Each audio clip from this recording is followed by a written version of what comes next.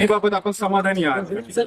बिलकुल ग्रामविकास खात्याच्या माध्यमातून आज जिल्हा परिषद धाराशिव आपला जीव धाराशिव विजन 2020 संकल्प करून विकासाचे काम हातात घेतलेलं आहे.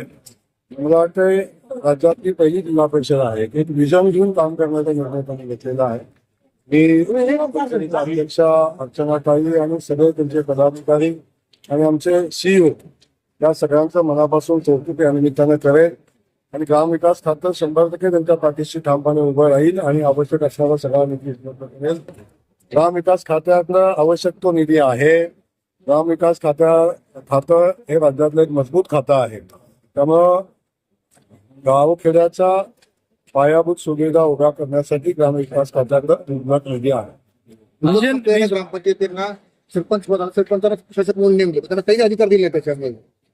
हे मुळात आपण पाहिलं असेल की सरपंचाला प्रशासक म्हणून आपण नेमलेलं आहे, परंतु काही न्यायालयीन प्रक्रियेमध्ये काही अडचण आली आणि काही कोर्टाने असा निर्णय दिला की प्रशासकीय बाबीचा खर्च सोडून कुठलीही बिलं काढण्याचा अधिकार सरपंचाला दिलेला नाही. तो अधिकार आम्ही पिढीला देण्यासंदर्भातची विनंती कोर्टाला केलेली आहे आणि कोर्टात आमचं म्हणणं मांडलेलं आहे की लवकरच सुनावणी होईल आणि कोर्ट त्यावर निर्णय देईल. पण त्याहीपेक्षा लवकरात लवकर ग्रामपंचायतीच्या निवडणुका घेणं याची ही प्रायोरिटी आमची आहे. आणि आता लवकरच ग्रामपंचायतीच्या निवडणुका होतील आणि गावाच्या हक्काचा सरपंच गावाला मिळेल आणि गावाचं कामकाज चालू राहील. कर्जमाफीच्यामुळे सरकारच्या तिजोरीवर बोजा पडणार आहे, त्यामुळे कुठेतरी निधी कपात होऊ शकते का काही विभागांची, त्याच्यामध्ये ग्रामविकास खाता असणार आहे? हे आपल्याला खूपच काळजी आहे, पण आपल्याला माझं सांगणं आहे की सरकारनं कर्जमाफीचा निर्णय घेतलेला आहे. कर्जमाफी आता चालू झालेली आहे. 1 महिन्यात आपण सगळ्या शेतकरी बांधवांची कर्जमाफीचं आपण प्रत्यक्षात अंमलबजावणी करणार आहोत. त्यामुळं आपल्याला जो भीती आहे की कुठल्या खात्याला कट लागेल किंवा कुठल्या खात्याचं काम थांबेल का, तर बिलकुल काळजी करू नका. सरकार सक्षम आहे, सरकार भक्कम आहे. सरकारची आर्थिक स्थितीच्या बाबतीत आपण जो विचारताय अवश्य लाडक्या बहिणीच्या योजनेचा बोजा आहे, कर्जमाफीचा बोजा आहे, असलं तरी सुद्धा आज देवेंद्र फडणवीस साहेब राज्याचं नेतृत्व करतात, तेव्हा ह्या सगळ्या गोष्टीचा विचार करूनच हे निर्णय घेतले जातात. त्यामुळे राज्याच्या विकासाला पैसा कमी पडणार नाही. ग्राम समृद्ध गाव संदर्भात देवाभाऊन घेत नाही, परंतु या ग्राम समृद्ध गाव हा जो निर्णय आहे तो देवाभाऊन घेत नाही असं म्हणलात. परंतु यापूर्वीच पर्यावरण पूरक गाव हे आघाडीच्या काळात सुरू झाले आहेत आणि त्या योजना तेच आहेत. ग्राम समृद्ध गाव ह्या जी योजना सुरू केली, कदाचित तो जिहार हा जिहार आपण वाचल्यानंतर मला माझी प्रतिक्रिया घ्या, मी नंतर बोलेन.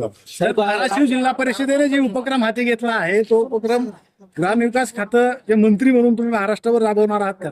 नाही, अवश्य त्यातल्या काही गोष्टी आहेत की ज्या राज्यस्तरावर राबवण्याची आवश्यकता आहे. नक्की आम्ही त्याच्यावर विचार करू आणि राज्यस्तरावर या गोष्टी नेता येतील का याचा तपासून आम्ही नक्की त्याची अंमलबजावणी. सर, दिल्लीतलं जे आंदोलन झालं, दिल्लीतल्या आंदोलनानंतर काही राज्यात बदल होणार असं काही संकेत किंवा चर्चा मिळाल्या.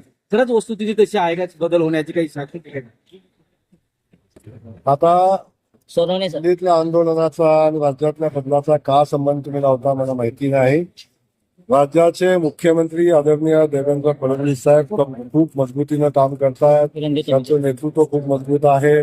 महाराष्ट्र विकसित महाराष्ट्राचा संकल्प घेऊन ते काम करतायत आणि आदरणीय मुख्यमंत्री महोदय महाराष्ट्रातच काम करतील, आपण अजिबात चिंता करू नका. त्यामुळं पेपर काय म्हणतात या पेपरचा विषय आहे. पेपर फुटीचा विषय हा वेगळा विषय आहे. आपण जर नेतृत्व बदलाचा विषय सांगितला, कुठलीही तशी चर्चा नाही, कुठलाही विषय नाही. महाराष्ट्र आदरणीय देवेंद्रजींच्या नेतृत्वाखाली सक्षमपणे पुढे जाईल. आज रोहित पवारांनी आज एमपीएससीचा औषध विभागाचा पेपर फुटलाय असं आरोप केला किंवा त्याचे काही पुरावे त्यांनी माध्यमासमोर मांडले. नवीन पेपर राज्यात सुद्धा चर्चा होतात. आता याची मला माहिती नाही, मी आता स्टेजवर आहे, त्यामुळे मला त्याची माहिती घेऊन मी सांगेन. जबाबदारी निश्चित झाली पाहिजे. पेपर फुट राज्यामध्ये जी पेपर फुटी होते, बिलकुल पेपर फुटीची जबाबदारी निश्चित झालेली आहे. काही लोकांना अटक झालेली आहे, अधिकाऱ्यांच्यावर कारवाई झालेली आहे, कर्मचाऱ्यांच्यावर कारवाई झालेली आहे. जर आजचा विषय असेल मला कल्पना नाही. जर असेल तर 100% जबाबदारी निश्चित होईल. या राज्यामध्ये कुठलीही पेपर फुटी खपवून घेतली जाणार नाही.